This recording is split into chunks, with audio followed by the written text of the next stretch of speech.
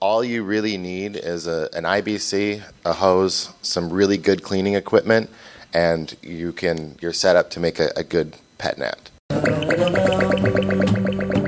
Hello, my name is Ria Wincaller, and I am the producer and cider MC of this weekly podcast, where we speak with makers, cider enthusiasts, and folks within the cider trade from around the world.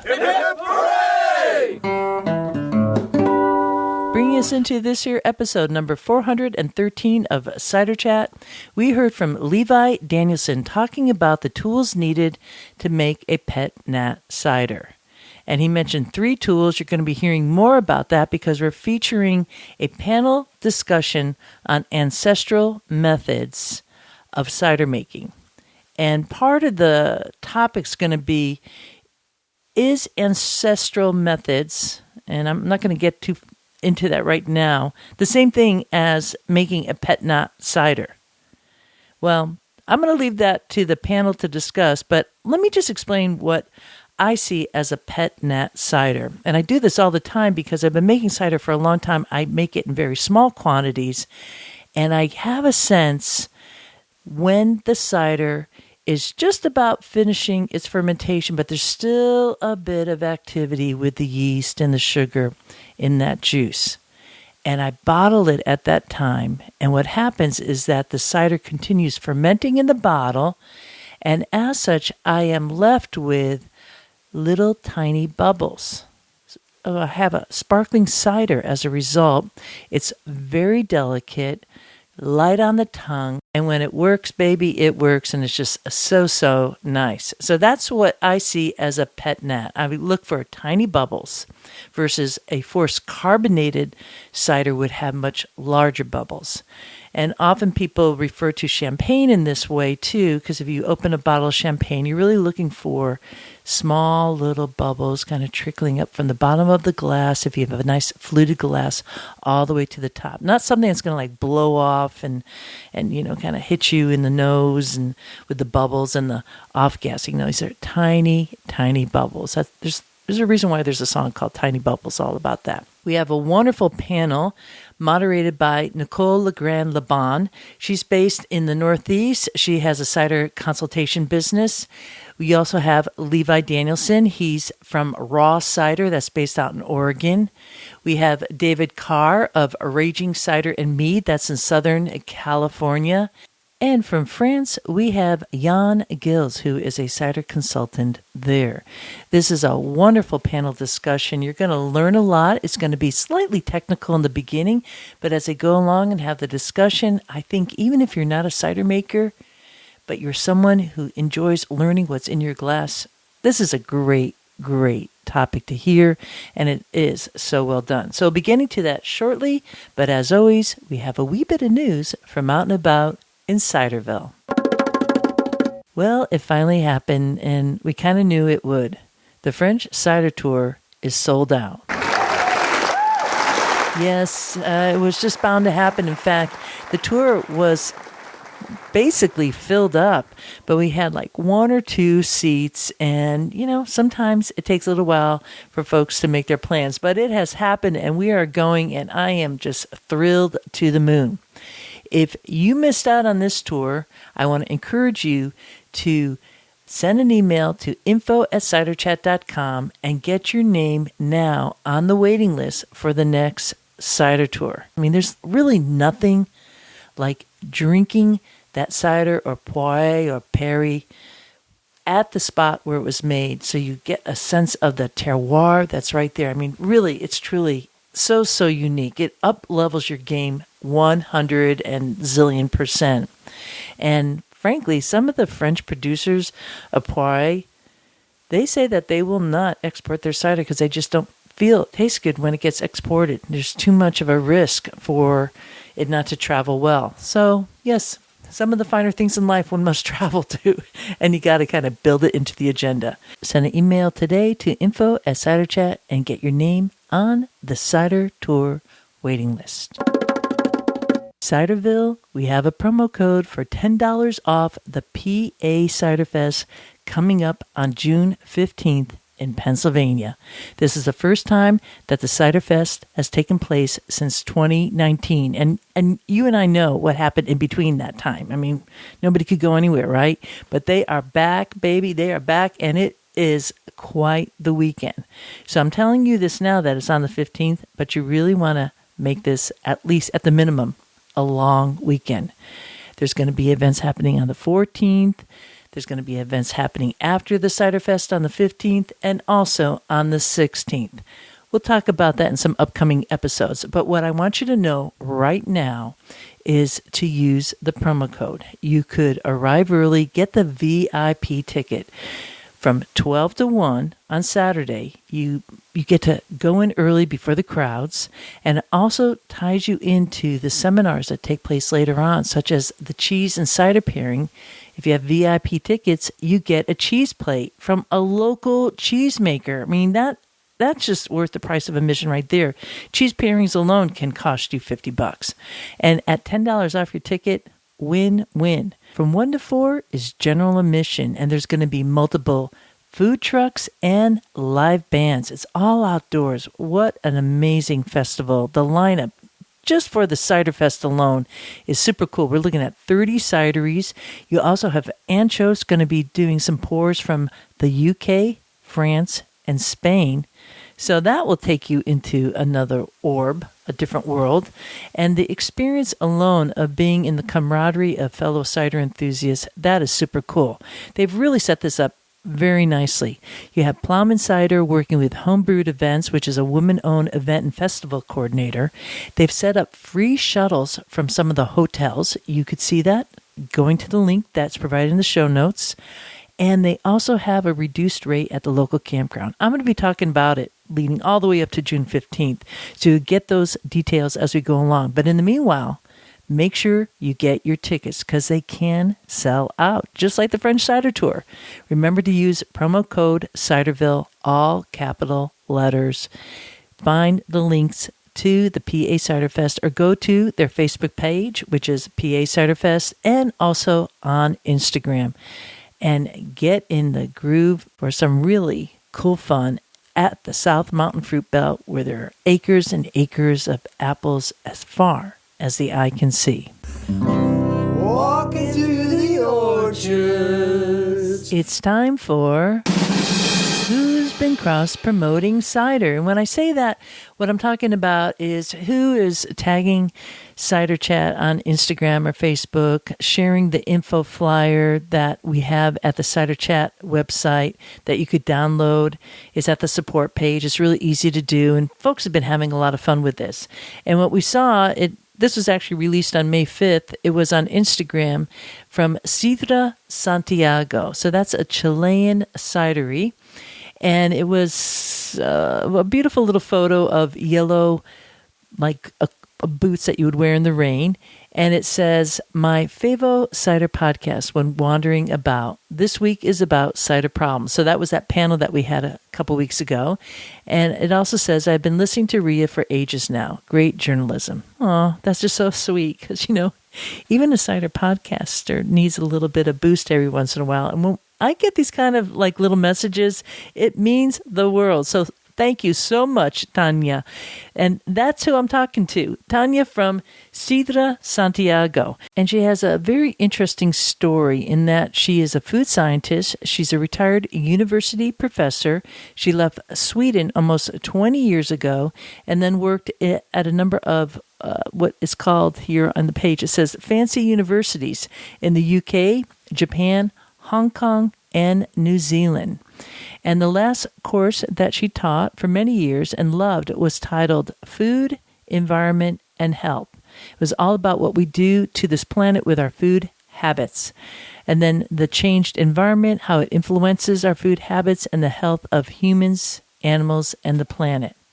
Wow. Anyways, she was in Hong Kong, and after it was turned over to the Chinese, she came to Chile and then started making apple cider. Actually went to Chile specifically to make apple cider. So there has to be a story in between there about how you specifically picked cider.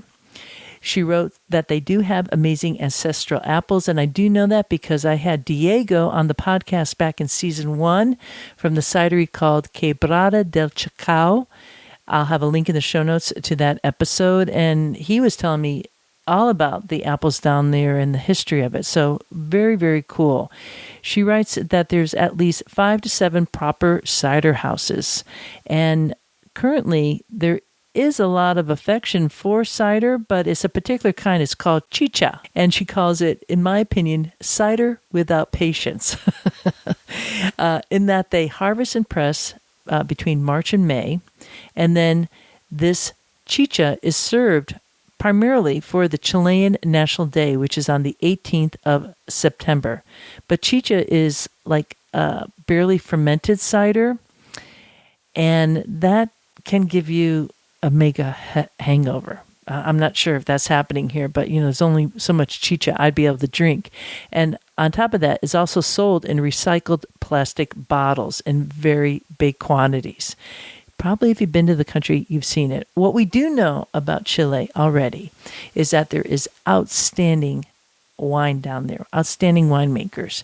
And it's only a matter of time on the movement of cider going up around the world right now that we're going to be seeing that happening in Chile. And what Dania's doing at Sidra, Santiago, and all those other makers down there right now, you could feel the energy going. There was even a competition last year. It was a pretty prestigious wine competition called Cata d'Or, and they had a cider panel on for the first time, and Tanya was invited to be on the jury. So that's super wonderful. We're going to be staying in touch, and as I hear more about Chile, I'll be sharing it with all of you out there. And just a lovely, lovely scene. So thanks again for that cross-promotion on Instagram, making that mention of Cider Chat, sharing a bit about what's happening down in Chile.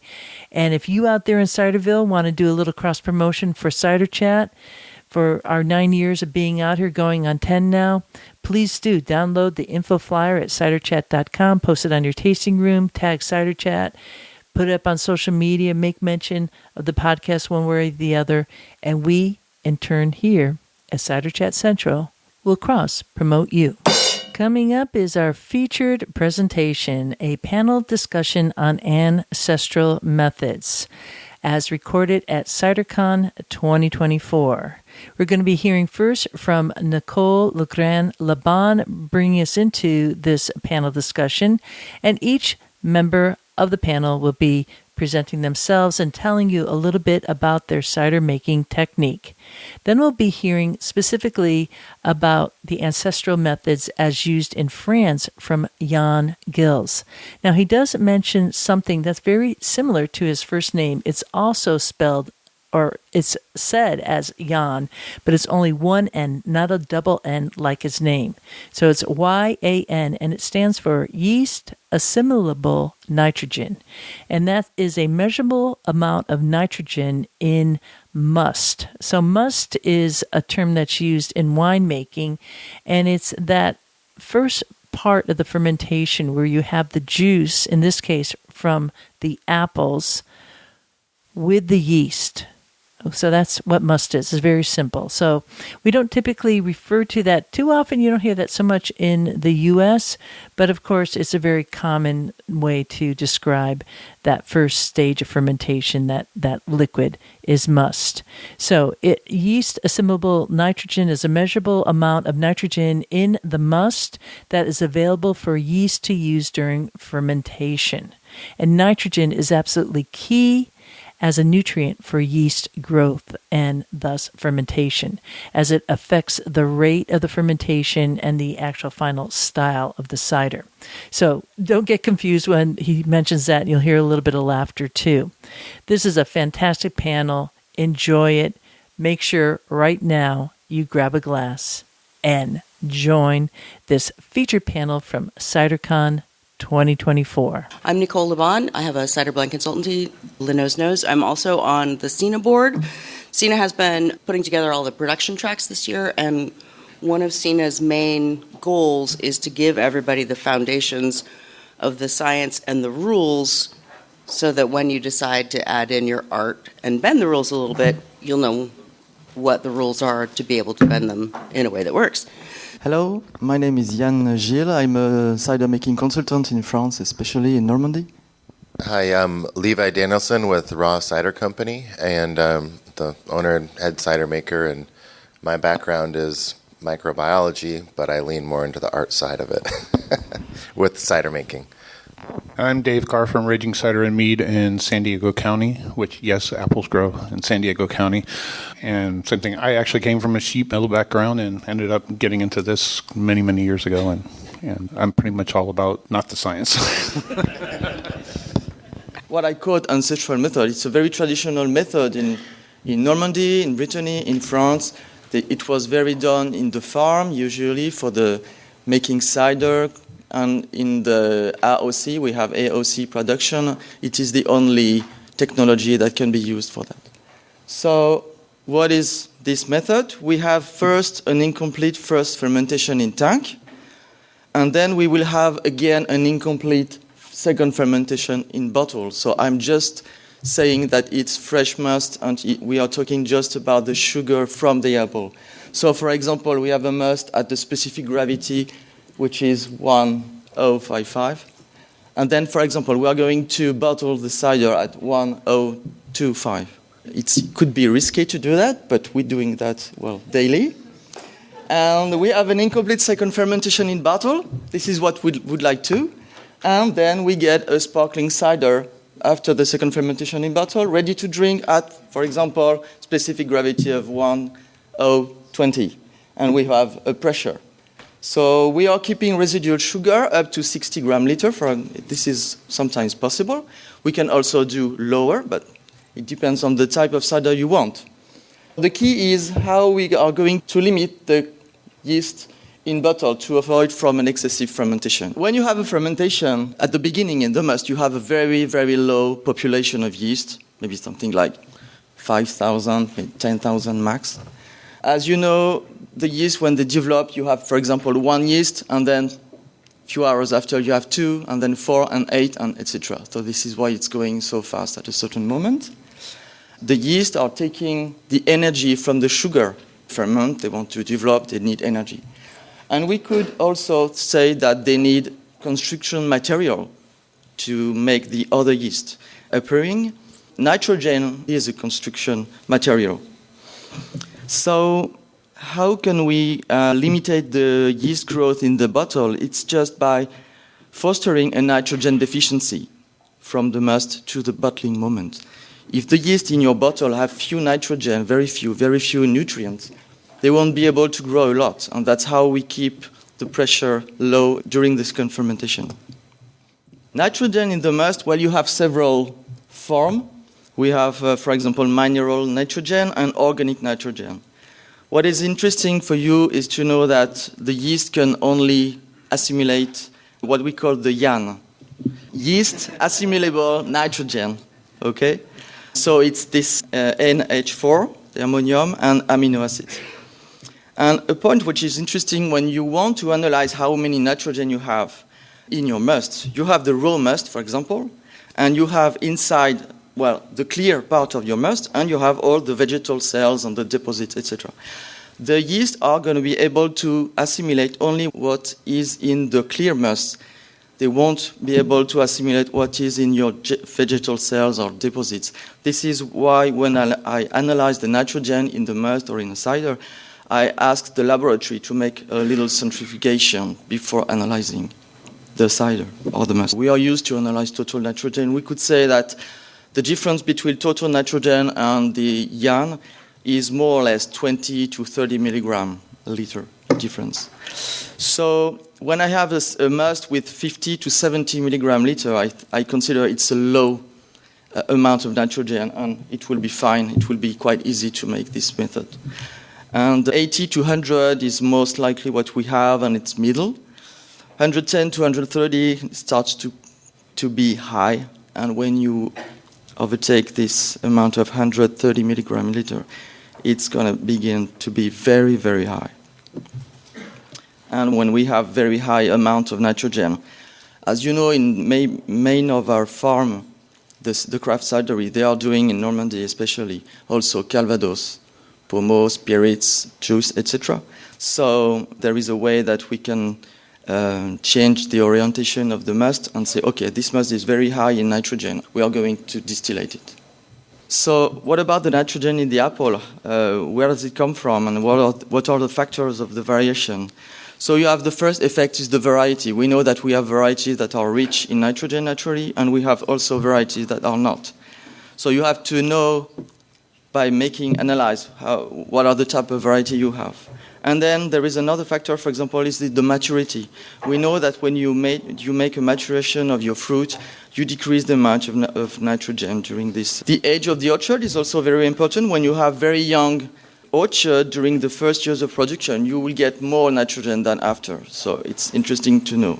Fertilization also can have an incidence on the amount of nitrogen of your must, especially if you do a high fertilization at the blossom period, just before or just after. Be careful, do not put too much nitrogen at this moment. If you do that, you will get more nitrogen in the apple when you harvest them. And also we know that the climate is having an importance.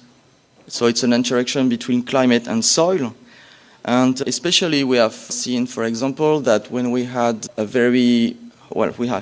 warm year, a warm summer, not too dry, this is the best thing to get more nitrogen in the apple, for example. And if you have a cool temperature during the year, we have less nitrogen than the average. When you work with the must, we mainly do a clarification at the beginning, and there are two ways of doing that. The settling method, which removes vegetal deposits, so it's fine. You begin with a clear must. It's easier to control because the start of the fermentation will be slow. But also we do the kiving, the pectins gelling is another method. So again, you remove the vegetal deposits, and also you remove a small quantity of yeast that have been developing during this step. But they have assimilated just a little amount of yarn. This is not everything was gone away.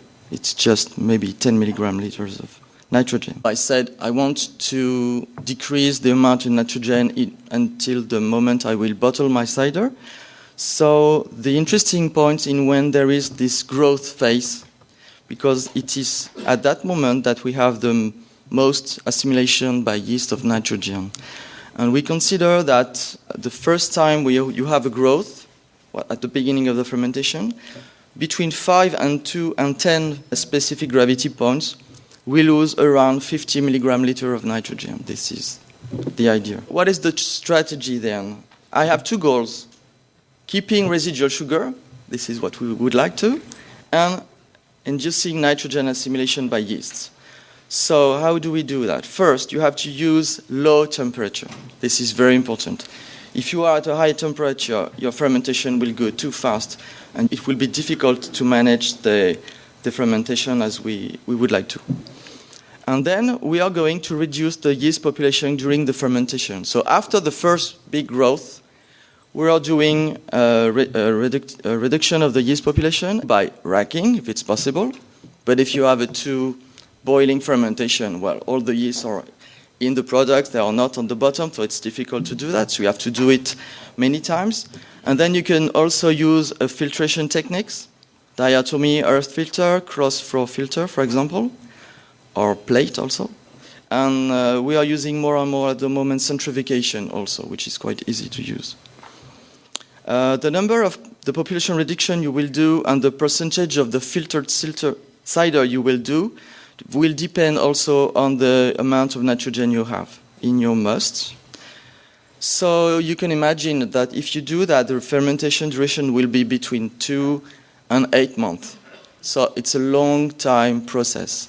Don't be in a hurry. Example, this is something we measured by a producer who had many problems with the control of his second fermentation. So we started around 1,050. At that moment, we had the total nitrogen which was 110 milligram liter. And then you can see there was a slow phase at the beginning, a slow fermentation, and then the fermentation was running very fast for us. Very fast for us is 3 points a day. horrible. So at that moment, we did a partial centrifugation. Maybe it was 70% or something like that. And then we were waiting for the fermentation to be slower, but it started to ferment again. And at that moment, after the first centrifugation, we had an amount of nitrogen that was 35 milligram liter and a Yann who was 10 milligram liter. So then we did another centrifugation at around 1034. And at the first centrifugation, it was 65 millions of yeast per milliliter, and then it was maybe 35 after the centrifugation. And again, during the second phase of this growth, we had an increase of the population, so we were maybe around 42 millions.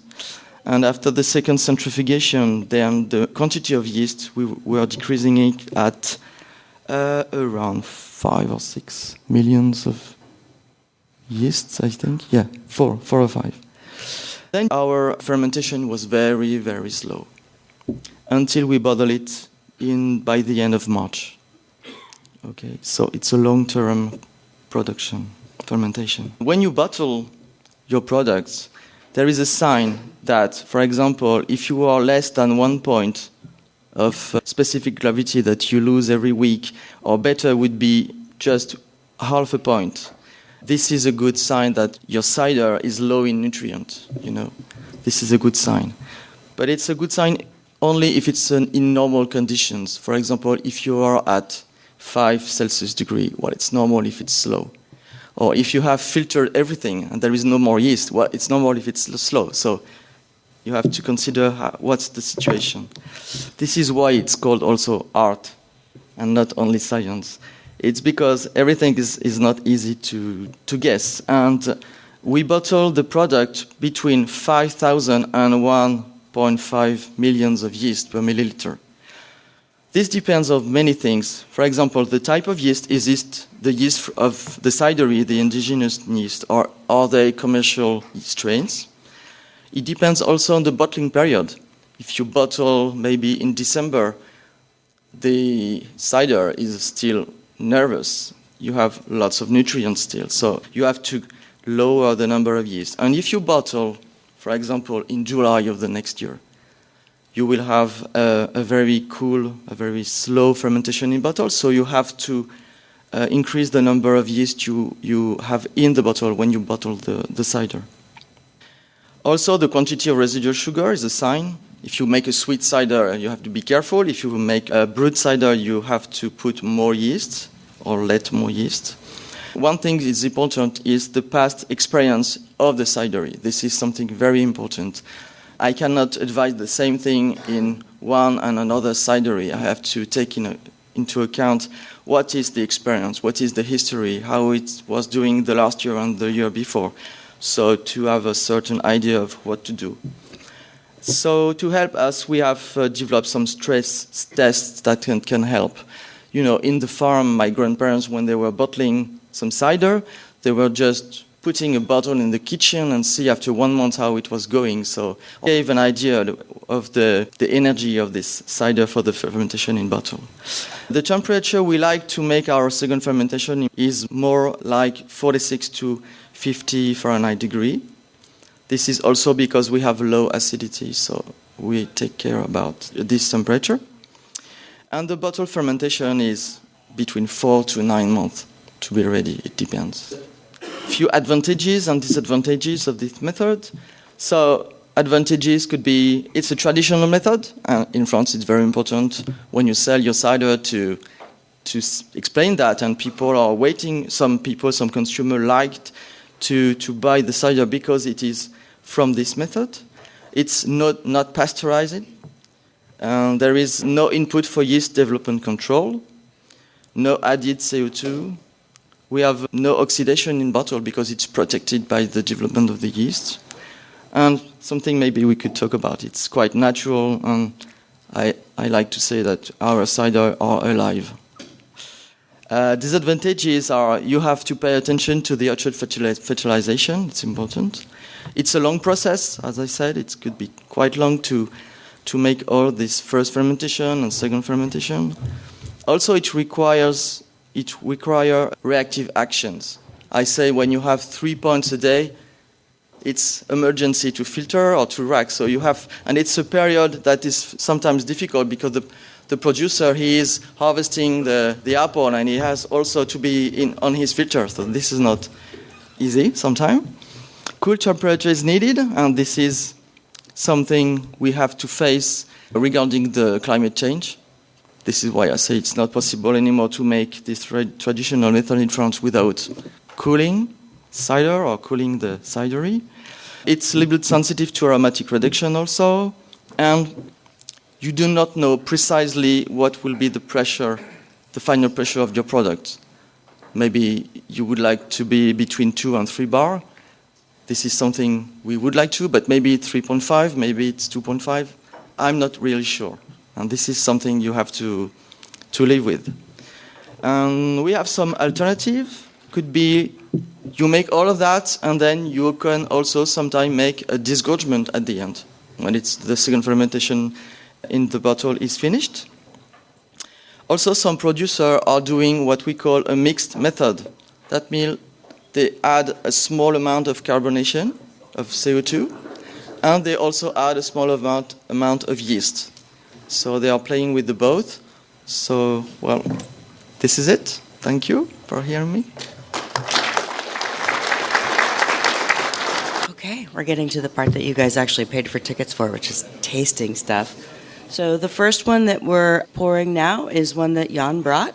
So I will let him tell you about it. This product is a cider AOP Pays d'Auge, and Pays d'Auge is one of the best places if you want to discover and taste this method, and it's very, very traditional there. It's from the Manoir de Grandouet, which is an old farm. I think it's the 4th or 5th generation now. And this product is called Cuvée Réserve. I've chosen this product because it's really an example of an extreme sugar content. It's very, very, very, very sweet. And it's a special cuvée because this producer wants to make as it was done before. I explained that. So you can imagine he has meadow orchard in the Normandy fields, and he has also in a more intense orchard, but this apple come from meadow orchard, and they are harvested by December. It's the latest varieties. He handpicked the apple and he store them until the end of January. And at that moment, he pressed the apple. So we are usually at a cool period. And this maturation helps also to decrease a little bit the amount of nitrogen inside. And also we know that it helps also to increase the development of some aromatic, fruity aromas during the fermentation. But when you press in January, it's very cool outside, so it's very cool also inside the cidery. And so he bottled this cider by the early July only. So it was a very, very slow fermentation. But it's easy to control in bottle also, because it was a very slow second fermentation. So the style of the Pays d'Auge is, well, quite sweet, and also it's a low acid product. They want something very round. This is what they like to be. There is also a small amount of tannins because they use mainly in this product bittersweet apples, like Domaine is one of the best variety there. So yes, it's good with cheese, and there is a famous plate also there, which is chicken cooked with cream and some cider in the cream, and this is very round. Okay, I would like just to add that when I arrived, I saw that the bottles were hazy, and I totally forgot to say, please do keep the bottle, how do you call it, upright. Yes, and this is something very interesting, because when you do the ancestral method, you have the lees on the bottom of your bottle, and you have to take care of this, and to be able to pour a very clear product until that part. The last glasses are always a little bit hazy, but this is something also about this method. Yeah, so it's, well, interesting. Thank you, Yann. You mentioned that this comes from a meadow orchard. Can you explain what that means? It was something traditional in France at a certain period also, but in Normandy, for example. So in the Pays d'Auge, you have a quite hilly landscape. So it was not possible to grow crop, on this hill, but it's possible to have cattle, and you have in that part you have many dairy farms, many milk production, cheese production, and it was part of the system of the farm to have fields with grass for the cattle and also some trees. So you have maybe not more than 100 trees per hectare when but we have also some storm and some. It's quite often that you can see that some trees are missing. And yes, so it's a system that is doing also, we could say, dairy production and cider production. It's a real system combined. And you have big trees that are maybe now between 50, 80 years old, depending. It can be, and they are very big, maybe 10 meters high. So yes, and they have this ability to have apple with low nitrogen, really. So this is interesting for that. So that's something that we'll get to in a little bit, is talk about how some of the horticultural decisions can also influence what kind of cider you're able to make. So this next one is Levi. So Levi, you want to tell us about it? Well, this is a combination of Spanish apples, Coallos. Does anybody know how to pronounce that? Coallos. A Bramtote, Puget Spice, and Kingston Black. I choose Pet Nats based on the orcharding practices and then also what I want to highlight with a particular fruit. So the Pet Nats or Ancestral Method is a way for me to really highlight the yeast that's in an orchard that's cultivated by good growing practices, because I have a good foundation to build a great cider off of that. This particular fruit is from an orchard east of Corvallis that I work with very, very closely in order to get blends that work well and are harmonious. Puget Spice really isn't my top pick for a Pet Nat just because of the tannins that are in it, and they need to age a little bit. So it's a little bit harsh. It's young. It's this year's fruit. And it still has a little bit more carb to go before it finishes. But after it ages a little bit, I anticipate the tannins and the acid working together a little bit more harmoniously, just like last year's blend from the same orchard. Yeah. So it is a little bit more bound up, and that's one thing that I really like about Ancestral Method products is they age, and then there's kind of like that prime point when they're just tasting optimal. And the one that I made last year is almost sold out, but it's still evolving. And when Yann tasted it yesterday or the other day, he was like, if you age this for 6 more months, it would be even better. And I was like, well, I think I have 5 cases left. How I go about doing this, so this is the first method I learned how to make cider in France. So this is my first exposure to cider professionally. And all you really need is an IBC, a hose, some really good cleaning equipment, and you're set up to make a good Pet Nat. It doesn't have to be a lot of complicated equipment. I wish that I did have a centrifuge or like a filter just so that I could play with those different methods, but I don't. And I use a hydrometer and a VenoLab calculator to measure my sugar and rock it that way. I will say that when you're racking, the cool temperatures are really, really important, because if you have something that initiates fermentation when it's warmer out, that's going to take off, and your windows for successive racking just get much, much smaller, to the point where they could be like parts of a day or every 2 or 3 days. And depending how often you are at your cidery, it could really get out of control. So cold weather, those natural yeasts from the orchard, I've never tried making a Pet Nat with pitch yeast. I would imagine it would not work that well, and it would be hard to keep the reins on it and keep it under control. And usually I'm aiming for about 2 points in gravity a week. If it goes beyond that, I'm racking, and I'm paying very, very close attention to it. I make about 1,000 liters of Pet Nat a year, and the reason why is I'm limited by my process, but it's also the one thing that I check every single time I'm in the cidery, just to make sure that I'm on top of the numbers and it doesn't progress too far. I also want to make sure that the acid in my blends that I'm putting into a Pet Nat aren't too acidic. This is probably like the limit on acid, just because I want it to end up in that perfect harmony with the acid and the tannins. The residual sugar on this is about 36 grams per liter right now, with a 5.3% ABV. This is like my pet project every year, and something I just continue to try to challenge myself and then highlight those local orchards that I love and really want to bring attention to.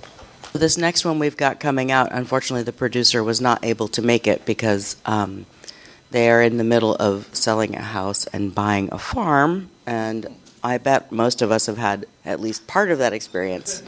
So this is one that Kimberly Kay sent us from Metal House Cider in Esopus, New York. And this is her 2020 Disco Nat. And so I'm going to just read what she sent as an explanation. She says, the Disco Nat starts with a variety of the wild red crabs that they pick in the Catskills, which are then macerated with a pitched yeast for 5 days.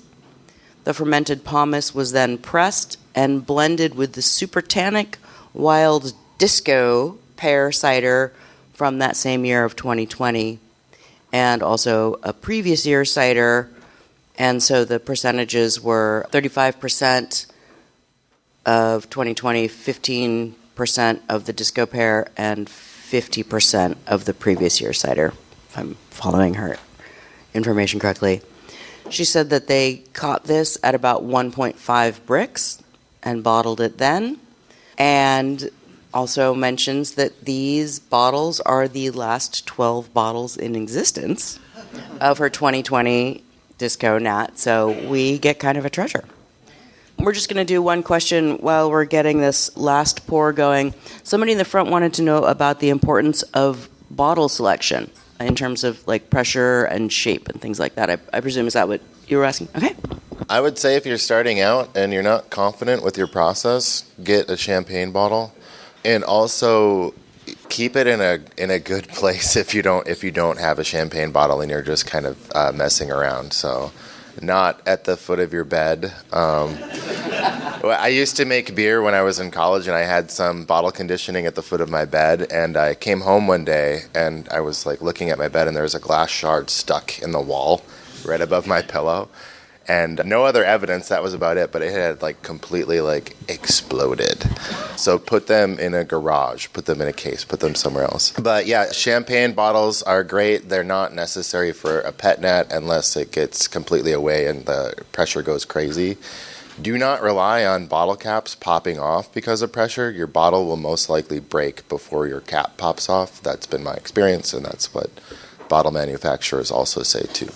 So you can get away with I shouldn't say that. Often there's bottles that are kind of in the 560 gram range that can hold an incredible amount of pressure. I think that those are really good options, and they're not overkill. I think the champagne bottles can be overkill if you don't have champagne pressure. But make sure you experiment, like even stuff that you're confident with, like experiment with it and push it to different limits and see where it goes. Learn from that, inform your next years, and that's what makes it fun, honestly. Coming into this conversation is Dave Carr of Raging Cider and Mead Company based in Southern California. We're in San Diego County. A lot of the orchards in San Diego are U-picks and so on. So we're working a lot of times with fruit that's maybe multi-purpose, such as this cider right here is Jonathan apples and Liberty apples. I personally don't like Jonathan when it goes 100% dry. So we usually try and ferment it by doing multiple rackings to leave just a hint of residual sugar, which we did with this one.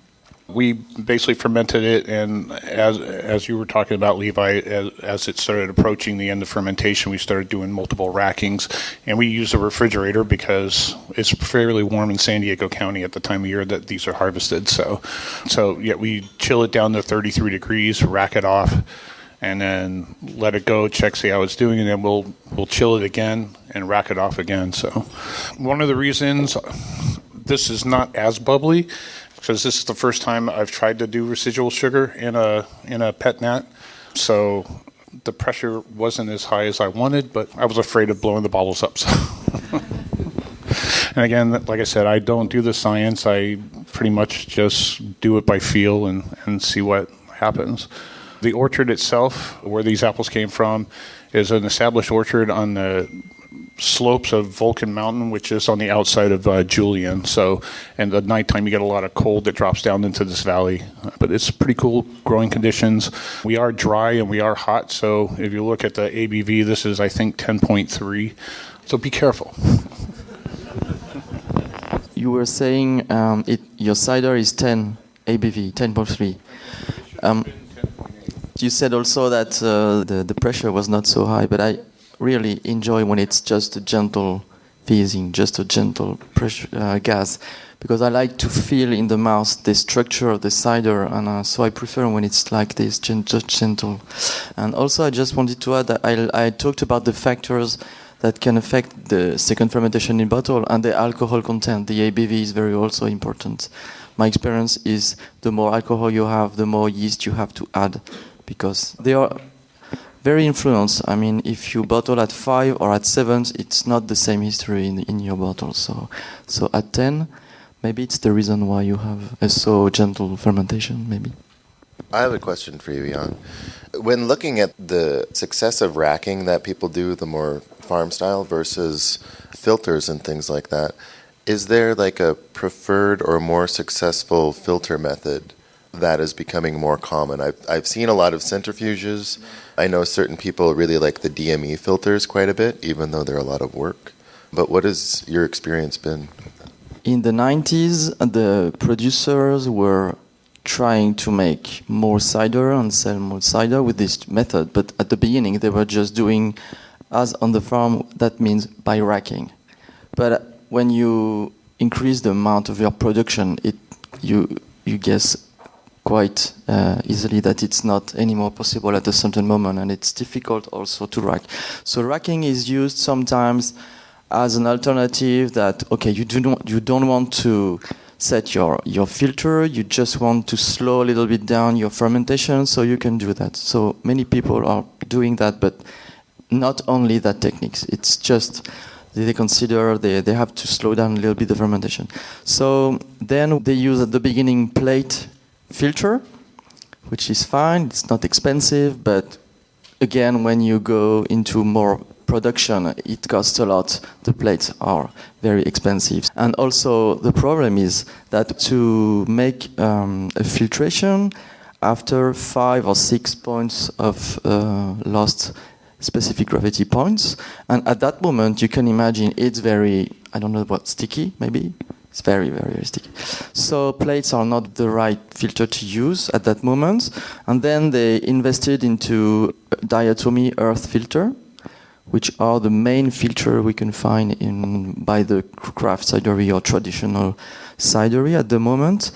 But again, the problem is it's a lot of work. It's a lot of work to filter a full tank with that techniques, especially at the beginning of the fermentation when it's again so sticky.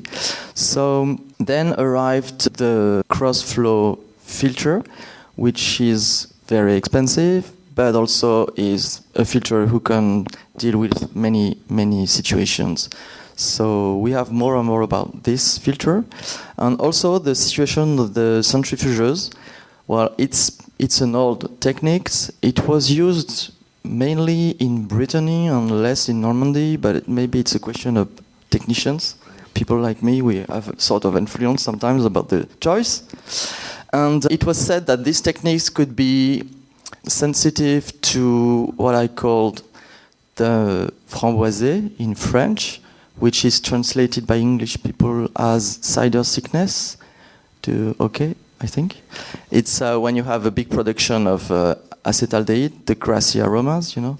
So it was said it has this influence. Well, after many years of studying this, I consider it's not a direct incidence, it's an indirect incidence. It was very easy to get a slow fermentation, but maybe too easily. And at the end, when you have a slow fermentation, you have the temperature who were increasing during the spring, and we have the malolactic, we have low acidity, and it was the open door to the framboise. This is more my interpretation of that. So now I am encouraging the producer also to invest into centrifuges because it's not very expensive, when it's not new, and we have many things that can be bought.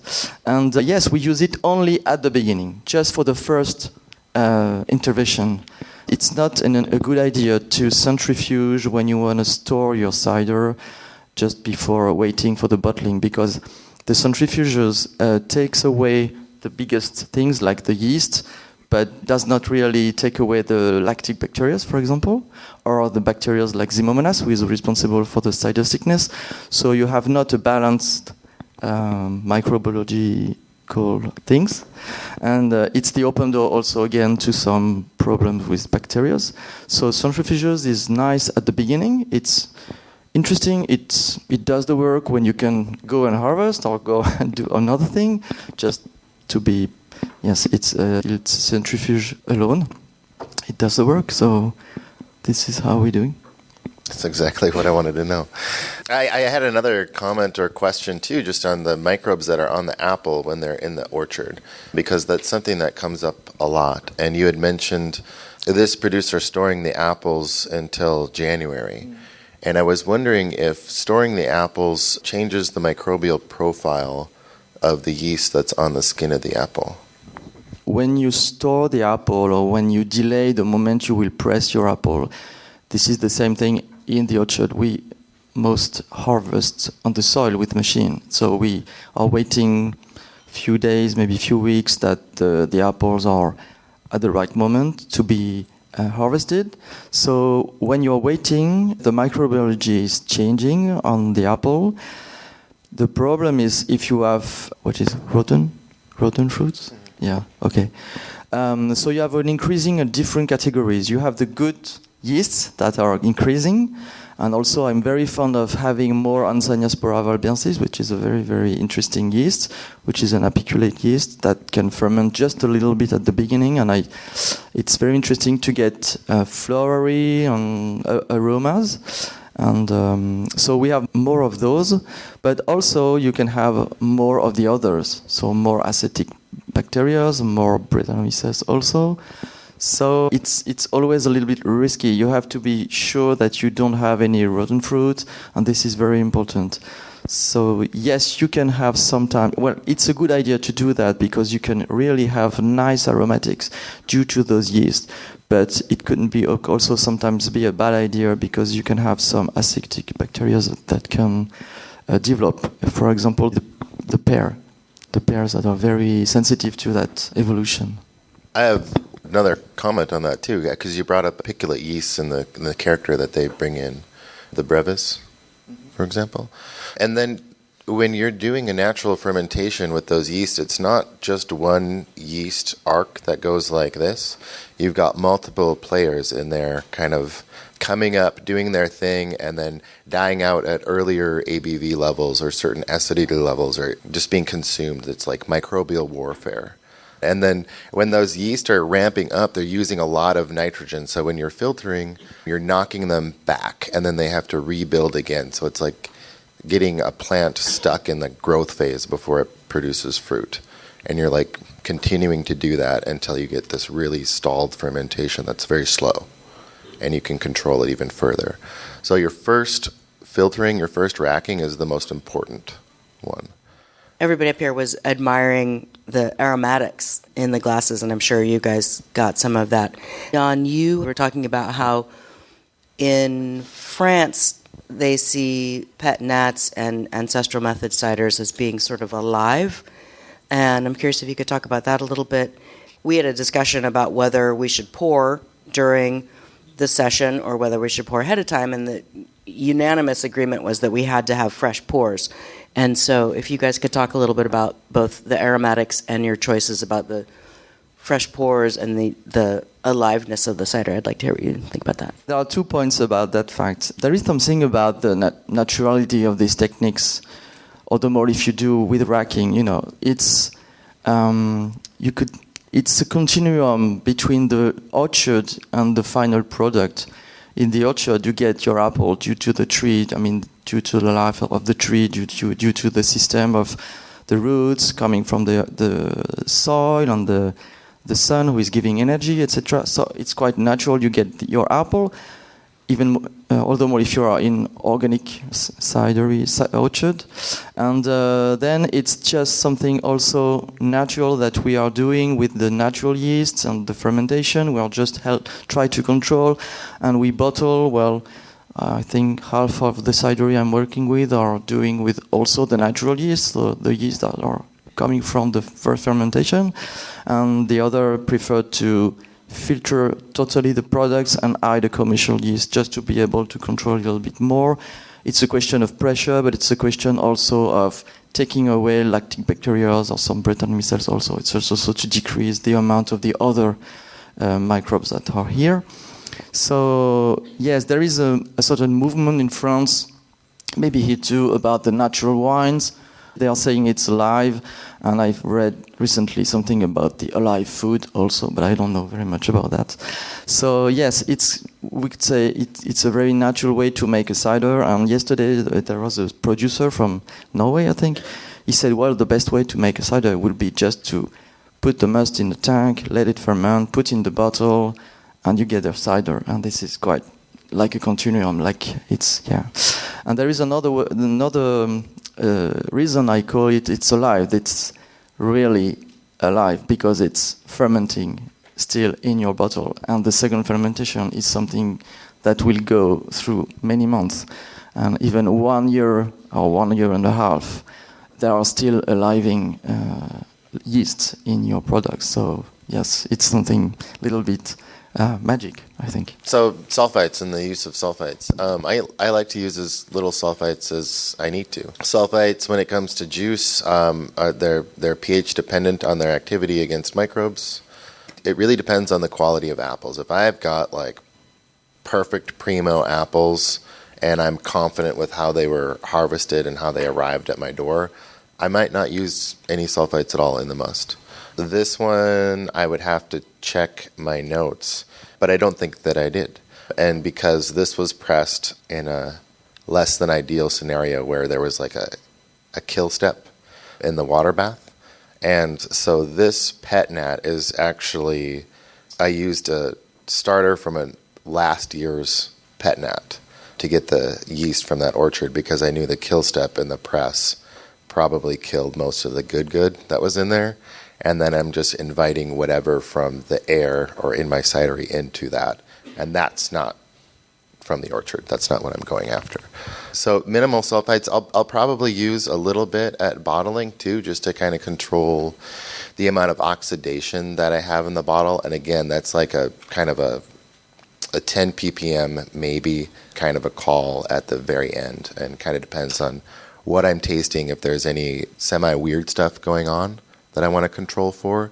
And if you read Andrew Lee's book, adding sulfites before bottling can actually enhance the activity of your yeast, which seems counterintuitive, but it's kind of reducing some of the competition from other microbes that are in there, from my understanding anyway. Yeah, we don't sulfite.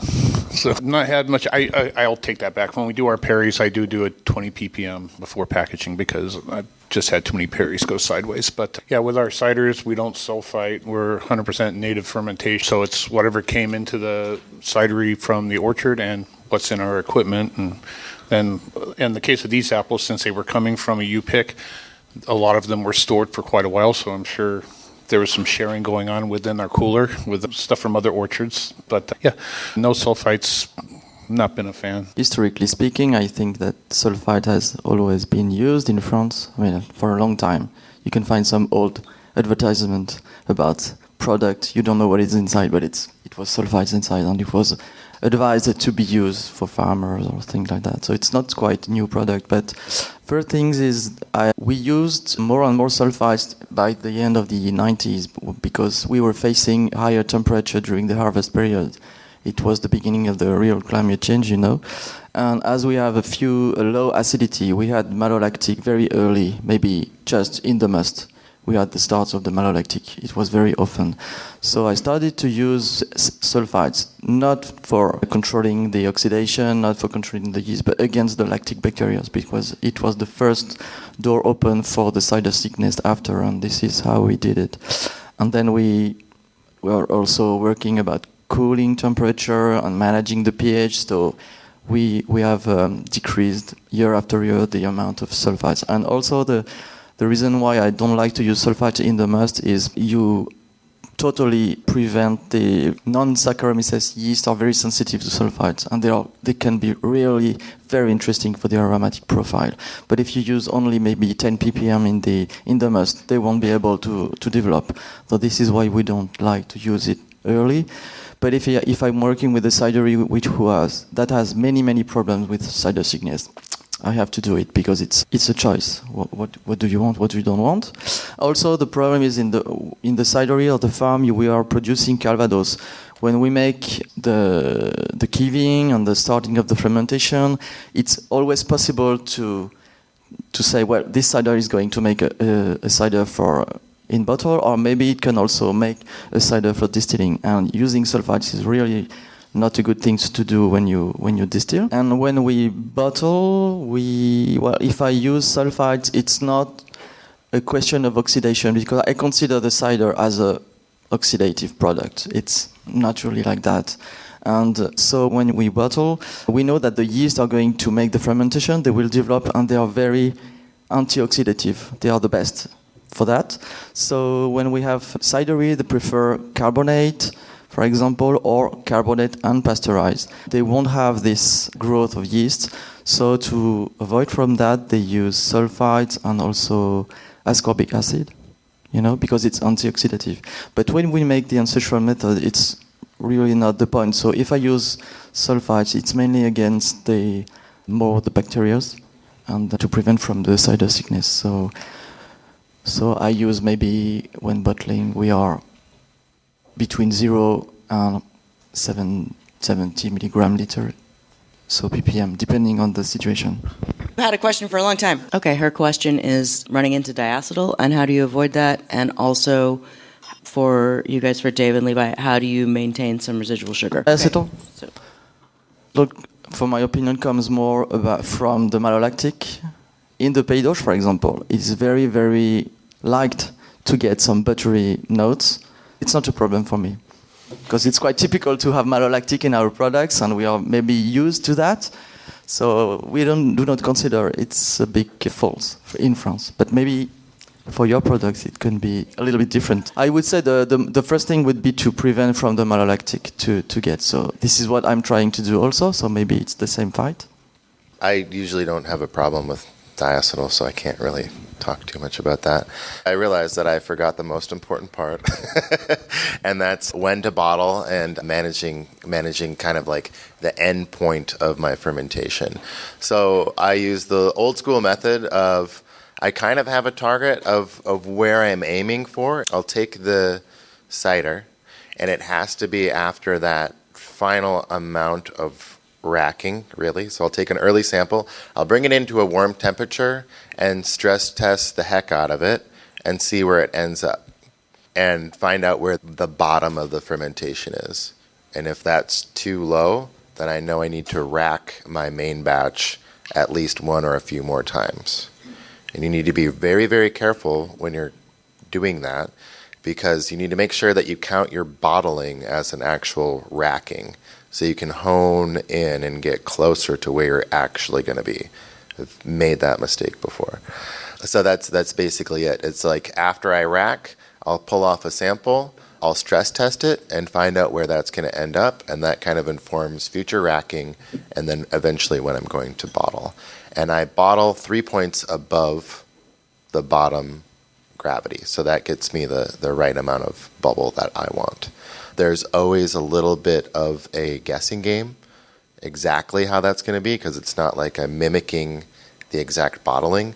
So I'll give myself a little bit of fudge room, and that's why 03 is kind of the perfect number, because I can go a little up or down from that and still have a good product, a good bubble. I did the same too. Like I did my first few rackings, and then after that I put some in a bottle, and I just left it in a bottle for a while and checked it after it'd been out in San Diego. I left it out on the patio, and it was nice and warm, and so it finished off pretty quickly, and I felt pretty confident I was going to get a little bit of residual sugar in there, but I did bottle a little bit lower than I typically would have because I was concerned that if I was wrong, the bottles would blow up on me. So, You guys are drinking a raw cider stress test.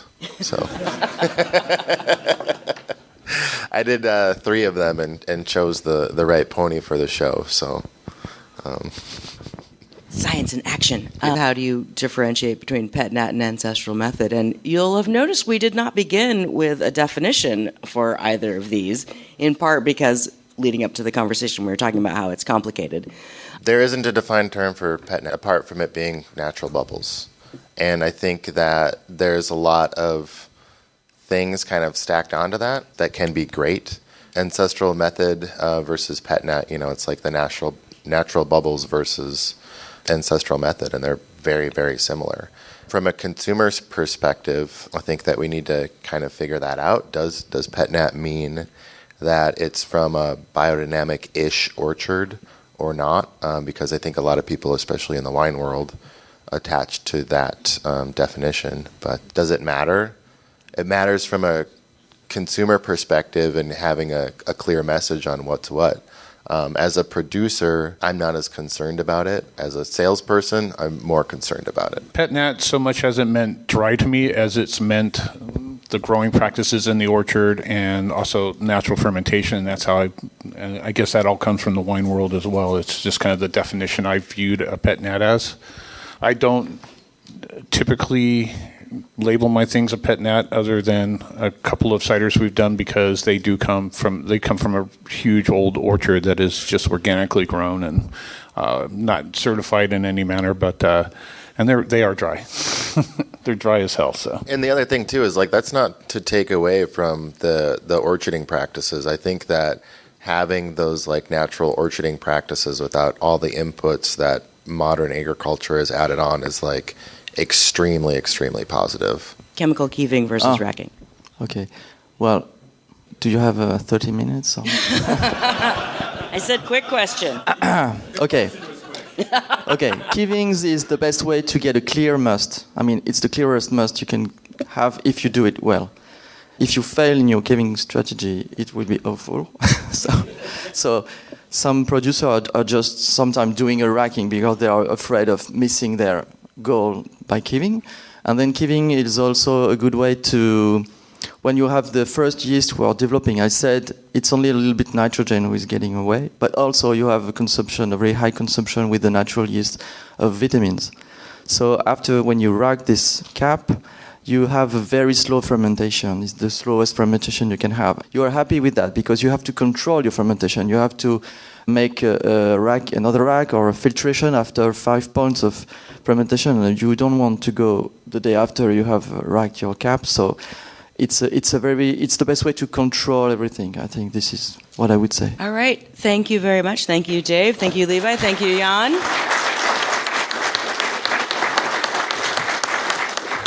Ooh-wee, what an amazing episode. You could find the show notes for this here episode by going to ciderchat.com and looking up Ancestral Methods in the search button or just putting in the number 413. And if you found value from this podcast while you're there, do become a member of the Cider Chat Patreon page or hit the donate button too. Either way, it all works and every little bit counts, and you too can be part of cider going up around the world. And because I don't want you to forget, and you mean so much to me, Ciderville, remember that there's a promo code for the upcoming Pennsylvania Cider Fest on June 15th. It's all capital letters, and it's just one word, Ciderville. And with that, I leave you here. This is Rhea Windcaller, signing off for now. Looking forward to seeing you in Ciderville. Drink it like this. There is a reason why we do it like this. There is a reason why we do it like this. There is a reason why we do it like this. There is a reason why we drink it like this. There is a reason why we do it like this. Yeehaw!